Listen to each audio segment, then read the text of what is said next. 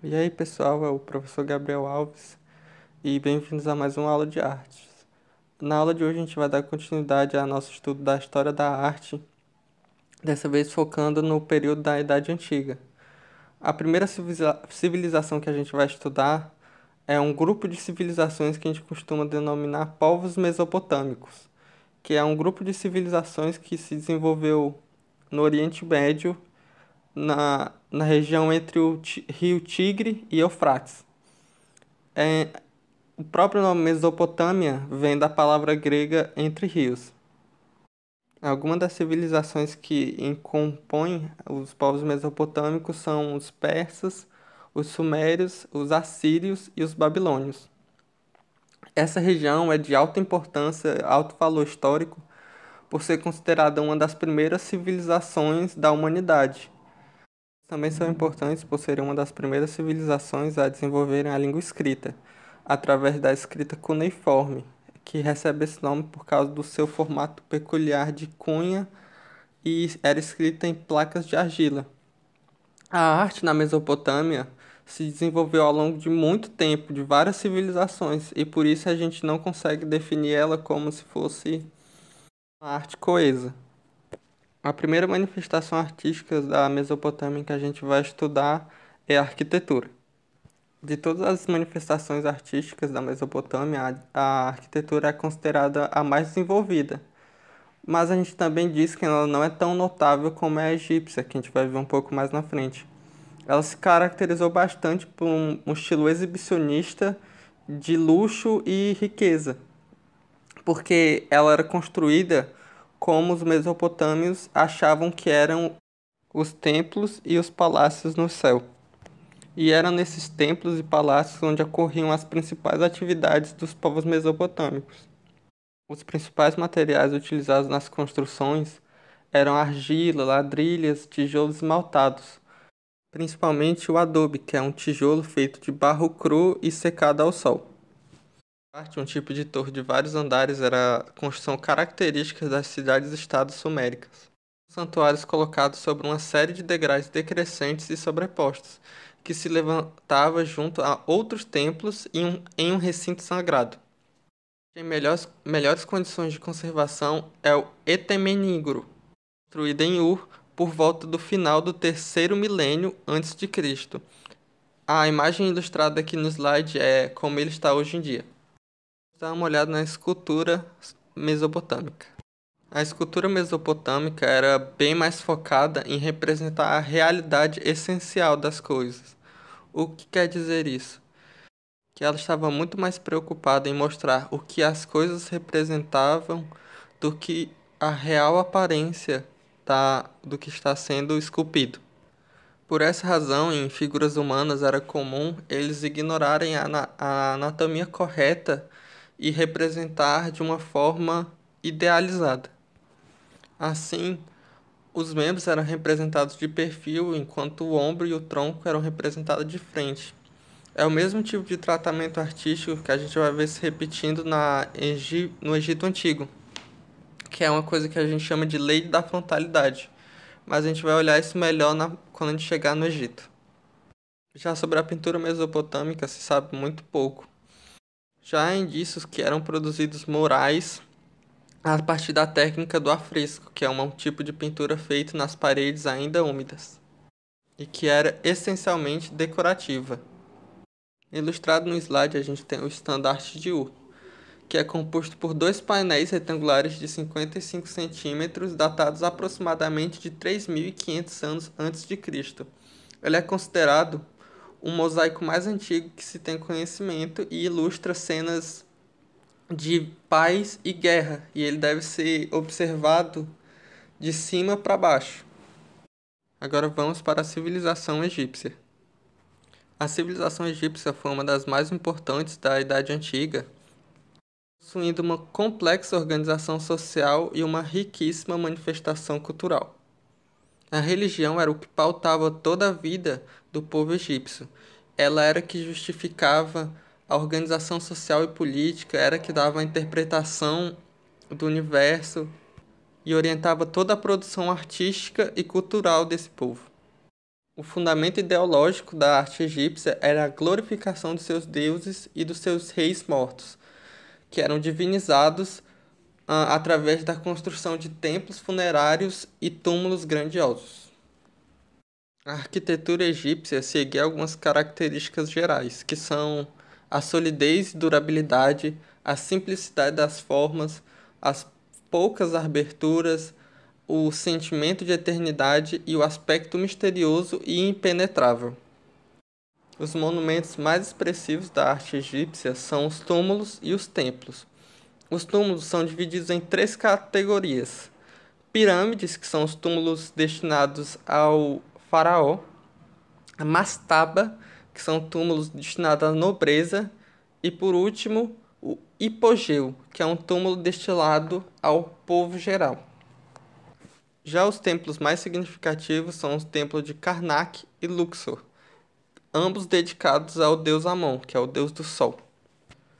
Os tipos de colunas dos templos egípcios são divididos em três categorias, conforme seu capitel.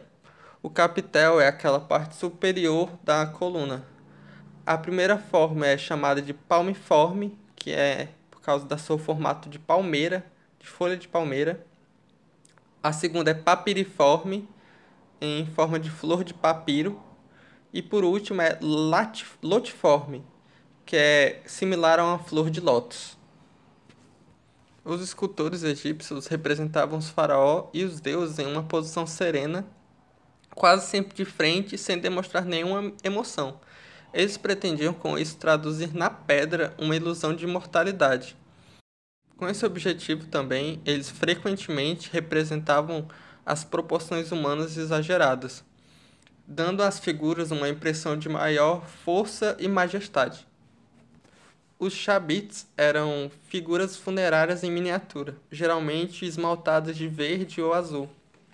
Eles se destinavam a substituir o faraó morto nos trabalhos mais ingratos no pós-vida, e eram frequentemente recobertos com escrituras. Os baixos relevos egípcios eram quase sempre pintados, e eles também foram uma expressão da qualidade superior atingida pelos artistas em seu trabalho. Eles recobriam colunas e paredes, dando um encanto especial às construções. Os próprios hieroglifos eram transcritos muitas vezes em baixo relevo. E agora a pintura egípcia. A decoração colorida era um poderoso elemento na complementação das atitudes religiosas do povo egípcio. As características principais são a ausência de três dimensões, a ignorância da profundidade, ou seja, da perspectiva. Era colorida, a tinta lisa e sem sombreamento e sem qualquer indicação de relevo.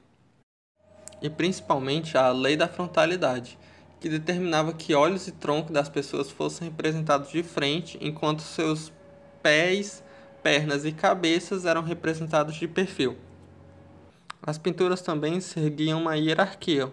Eram representados maiores, as pessoas com maior importância no reino, ou seja, primeiramente o rei, em seguida a esposa do rei, os sacerdotes, os soldados e por último o povo. Nas pinturas, as figuras femininas eram representadas com a cor ocre, enquanto que as masculinas eram pintadas em vermelho. Diferente de nós que usamos letras, a escrita egípcia era feita a partir de desenhos. E no Egito Antigo se desenvolveu três formas de escrita. Os mais conhecidos são os hieróglifos, que era considerada uma escrita sagrada para eles. Depois vinha a hierática, que era uma escrita mais simples, mas era utilizada pela nobreza e pelos sacerdotes. E por último era demótica, que era a escrita popular utilizada pela população geral.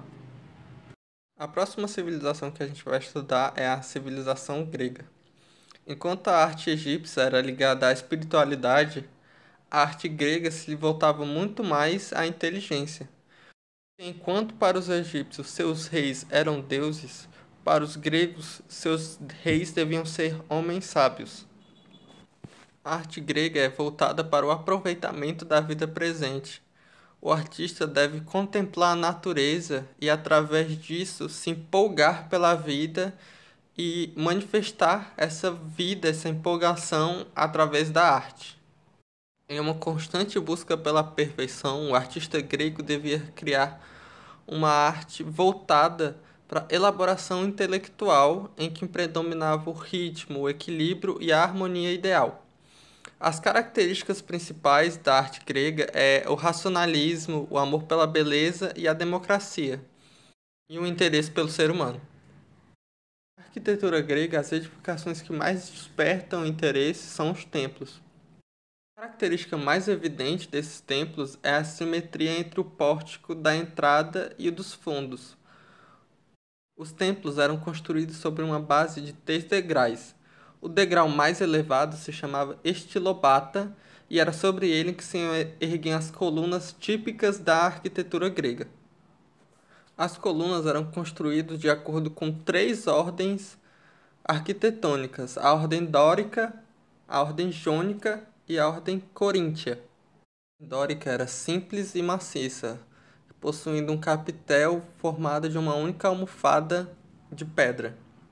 Ela representava uma ideia de solidez e imponência, e representava o pensamento. A ordem jônica representava a graça e o feminino.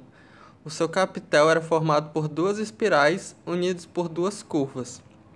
Já a ordem coríntia possuía um capitel formado por folhas de acanto e 4 espirais. Ela sugeria luxo e ostentação. Os principais monumentos da arquitetura grega são os templos, os teatros, os ginásios e as ágoras. A pintura grega encontra-se na arte da cerâmica. Os vasos gregos eram conhecidos não só pelo seu equilíbrio de forma, mas também pela harmonia entre o desenho, as cores e o espaço utilizado para a ornamentação. Além de servir para rituais religiosos, esses vasos também eram usados como objetos práticos, servindo para carregar água, vinho, azeite e outros mantimentos. E devido a isso, a sua forma variava de acordo com a função que ele ia ter. Ilustrado aqui no slide, eu tenho os 3 principais tipos de vasos gregos. O primeiro é a ânfora, que é uma vasilha em forma de coração com um gargalo longo e ornado com 2 asas. O segundo é uma cratera, que tinha uma boca muito larga e um corpo bem em formato de sino invertido, e ele servia para misturar a água com o vinho, já que os gregos não bebiam o vinho puro. E o último é a hídria. Possuía 3 asas, uma vertical para segurar, enquanto corria a água, e 2 para levantar. A pintura dos vasos representava as pessoas em suas atividades diárias ou cenas da mitologia grega. A pintura grega se dividia em 3 grupos: o de figuras negras pintadas sobre um fundo vermelho, o de figuras vermelhas pintadas sobre um fundo negro e figuras vermelhas sobre um fundo branco. A escultura grega representava os padrões mais altos já atingidos pelo homem. As estátuas adquiriram, além do equilíbrio, a perfeição da forma e do movimento. No período arcaico, os gregos começaram a esculpir em mármore grandes figuras de homens. Primeiramente apareciam esculturas simétricas com um peso igualmente distribuído entre os 2 pés, numa posição bem rígida e sem movimento. Já no período clássico, passou-se a procurar um movimento nas estátuas. Por isso surgiu a técnica do contraposto, também conhecido como antefrontal, que é uma flexão do joelho de um dos joelhos. Também se começou a utilizar o bronze, que era mais resistente e maleável para se fazer figuras em movimento sem que se quebrasse. Por fim, no período helenístico, observamos um crescimento do naturalismo. As pessoas não eram mais representadas apenas de acordo com a sua idade e personalidade, mas também segundo as emoções e o estado de espírito do momento. Um grande desafio para os escultores dessa época era representar um grupo de figuras que mantinham a sugestão de motilidade e que ao mesmo tempo fossem bonitos de todos os ângulos que fossem observados. A última sociedade que vamos estudar é a sociedade romana, que foi o centro do maior império da antiguidade e que influenciou toda a Europa e uma parte da África e da Ásia. A arte romana sofreu duas grandes influências. A primeira foi a arte etrusca, que era mais popular e voltada para a expressão da realidade vivida das pessoas. E a segunda era a arte greco-helenística, que era uma arte mais voltada para a expressão de uma beleza ideal. Da arte etrusca, os romanos herdaram as estruturas arquitetônicas do arco e da abóbada, e dos gregos eles puxaram o restante da expressão artística. Como já havia dito, um dos legados mais importantes que os etruscos deixaram na arte romana foram o uso do arco e da abóbada nas construções. As características gerais da arquitetura romana são a praticidade, que é uma busca de uma utilidade imediata e de um senso de realismo, os tamanhos colossais, que representavam uma grandeza material e realçavam a ideia de força da nação, um melhor aproveitamento do espaço, que era o próprio uso do arco e da abóbada. Também era muito utilizado as estátuas no teto, as colunas, que usavam as ordens composística e toscana, e a originalidade. As construções eram divididas em 6 espécies de acordo com a sua função. A primeira, religião, ou seja, os templos. Segunda, comércio e civismo, que são as basílicas. A terceira era a higiene, que eram termas, que eram banhos comunitários. Divertimento, que, por exemplo, são os coliseus e teatros. Monumentos honoríficos, que são arcos do triunfo e colunas do triunfais.